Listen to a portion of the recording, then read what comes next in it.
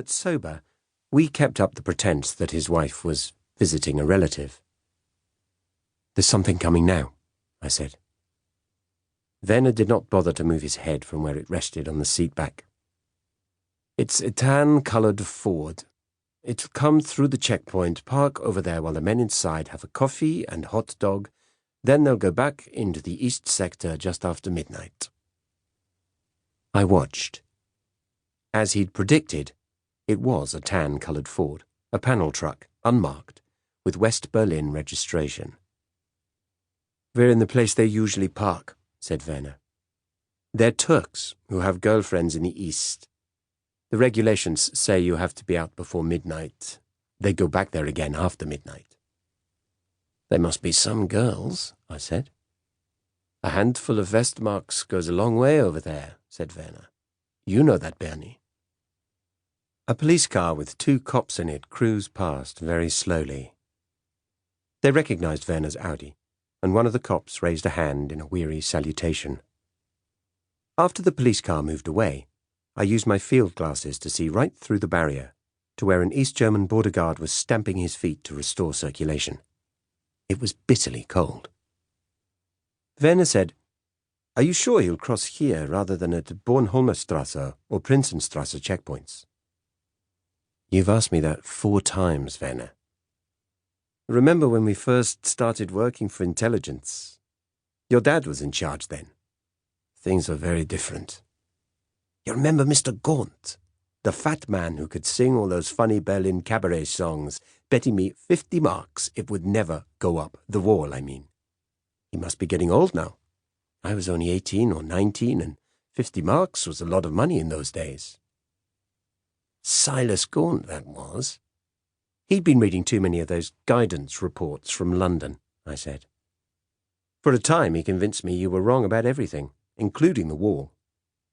"But you didn't make any bets," said Werner. He poured some black coffee from his thermos into a paper cup and passed it to me. "But I volunteered to go over there that night. They closed the sector boundaries." I was no brighter than old Silas. It was just that I didn't have 50 marks to spare for betting. The cab drivers were the first to know. About 2 o'clock in the morning, the radio cabs were complaining about the way they were being stopped and questioned each time they crossed. The dispatcher in the downtown taxi office told his drivers not to take anyone else across to the east sector, and then he phoned me to tell me about it. "And you stopped me from going," I said. "Your dad told me not to take you." "But you went over there, Werner, and old Silas went with you." So my father had prevented my going over there the night they sealed the sector.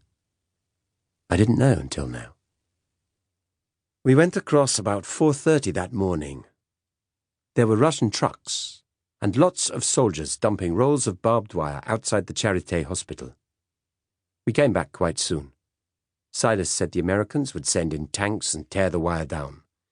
Your dad said the same thing, didn't he? The people in Washington were too bloody frightened, Werner. The stupid bastards at the top thought the Ruskies were going to move this way and take over the western sector of the city. They were relieved to see a wall going up. "Maybe they know things we don't know," said Werner. "You're right," I said. "They know that the service is run by idiots. But the word is leaking out." Werner permitted himself a slight smile. "And then, about 6 in the morning, you heard the sound of the heavy trucks and construction cranes. Remember going on the back of my motorcycle to see them stringing the barbed wire across Potsdamer Platz? I knew it would happen eventually. It was the easiest 50 marks I ever earned. I can't think why Mr. Gaunt took my bet." "He was new to Berlin," I said. "He'd just finished a year at Oxford lecturing on political science and all that statistical bullshit the new kids start handing out the moment they arrive." "Maybe you should go and lecture there," said Werner, with just a trace of sarcasm. "You didn't go to university, did you, Bernie?" It was a rhetorical question. "Neither did I. But you've done well without it." I didn't